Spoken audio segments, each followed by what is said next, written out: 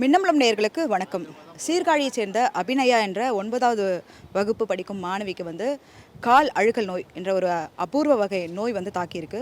அவங்க நேற்று முதல்வர்கிட்ட ஒரு கண்ணீர் மல்க ஒரு கோரிக்கை வச்சுருந்தாங்க, என்னை எப்படியாவது காப்பாற்றுங்க அப்படின்னு சொல்லிட்டு. அவங்க இன்னைக்கு சென்னை ராஜீவ்காந்தி அரசு மருத்துவமனையில் அனுமதிக்கப்பட்டிருக்காங்க. அவங்களோட அம்மா நம்ம கூட இருக்காங்க. அவங்களுக்கு என்ன பிரச்சனை, அவங்களோட தேவை என்ன அப்படின்றத கேட்கலாம். வணக்கம்மா.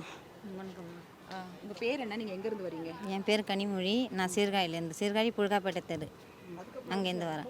அதாவது உங்களுக்கு எத்தனை பசங்க, அவளுக்கு என்ன பிரச்சனை, எப்போதுலேருந்து இந்த மாதிரி ஆச்சு? எனக்கு 2 பசங்க, ஒரு ஆண் ஒரு பொண்ணு. ஃபஸ்ட்டு பையன் 17 வயசு, இவ 13 வயசு. இவளுக்கு ஜுரம் அடிச்சிட்டு இருந்தது. ஒரு நாள் தீபாவளிக்கு முன்னாடி கொஞ்சம் ஜுரம் அடிச்சிட்டு இருந்த மாதிரி இருந்தது. திருப்பி விரல்லாம் ஒரு மாதிரியாக நகம் புள்ளியாக இருந்துச்சு. அது எங்கேயும் காட்டல. நான் ஜிஹெச்சில் காமிச்சிருந்தா ரத்த டெஸ்ட்டு அது எதுவும் எடுத்திருந்தாங்க, ஒன்றும் சொல்லலை.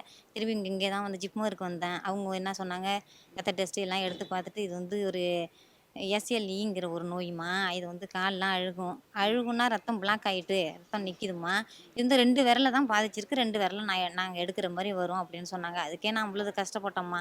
எனக்கு வீட்டுக்காரங்களும் கிடையாது, நான் அவ்வளோது கஷ்டப்பட்டுட்டு நான் இருக்கேன். வீட்டு வேலை, கூலி வேலை, வய வேலை அப்படி இப்படின்னு செஞ்சு தான் என் பிள்ளைகளை நான் காப்பாற்றிட்டுருக்கேன். இவங்க இந்த அளவுக்கு இந்த நோயின்னு சொல்கிறாங்களே, என்ன சார் இது செய்யும்னா, இது காலை முச்சிருமே மாத்திரை சாப்பிட்ணுமா, 10 வருஷத்துக்கு இப்போதைக்கு சாப்பிட்ணும். இருக்க கிட்னியை பாதிக்கும், இருதயத்தை பாதிக்கும், மூளையை பாதிக்கும். இதை பச்சை புள்ள மாரி தான் வச்சுருக்கணும், அப்படி இப்படின்னு இதை தான் சொன்னாங்கம்மா. நான் பண உதவியும் எனக்கு கிடையாது. எனக்கு அம்மா வீட்டு வழியும் ஏழை, நாங்கள் புருஷனும் கிடையாது, புள்ளியும் ரேவராக புள்ளிவா. நான் என்ன செய்ய முடியும், எனக்கு யார் உதவி பண்ணுவா?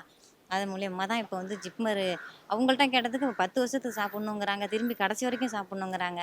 நான் என்ன செய்யறதுந்தாம்மா கடைசியாக கவர்மெண்ட்டுக்கு நான் பேசினேன். என் பிள்ளை இந்தமாரி காலை அழுகி போய் வீணாக போய் கிடக்கிற நிலமையில இருக்குங்க, நீங்கள் எல்லாரும் என் பிள்ளையை காப்பாற்றுங்கன்னு நான் கேட்டுக்கிட்டேன். என்ன மாதிரி சிம்டம்ஸ் இருந்துச்சு, வலி அந்த மாதிரி இருந்துச்சா, என்னன்னு சொல்லி உங்ககிட்ட சொல்ல ஆரம்பிச்சா? வலின்னா வலியாக அவளுக்கு இல்லை, வலியாக இல்லை, லேசாக எரிச்சல் மாதிரி இருக்குமான்னா, வலியாலாம் இல்லை. அதுக்கப்புறம் நான் தான் சொன்னேன், ஏன் இவ்வளவு ஒரு மாதிரியாக போகுதே, என்ன காரணம்னு தான் அப்புறம் நான் இங்கே வந்தது. இங்கே இவங்க சொல்லலை அந்த அளவுக்கு.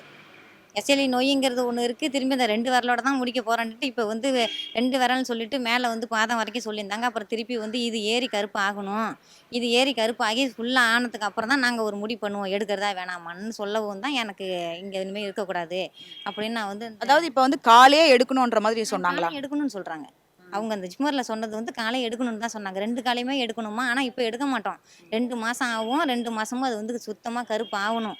ஆவணத்துக்கு அப்புறம் தான் நான் எடுப்பேன். நான் எப்படிம்மா, நான் ஒரு பெத்த பொண்ணை நான் ஆடா இருக்கிற மாதிரி நீங்கள் கருப்பு ஆகி உங்கள்கிட்ட கொண்டாந்து நான் விடுவேண்ணா?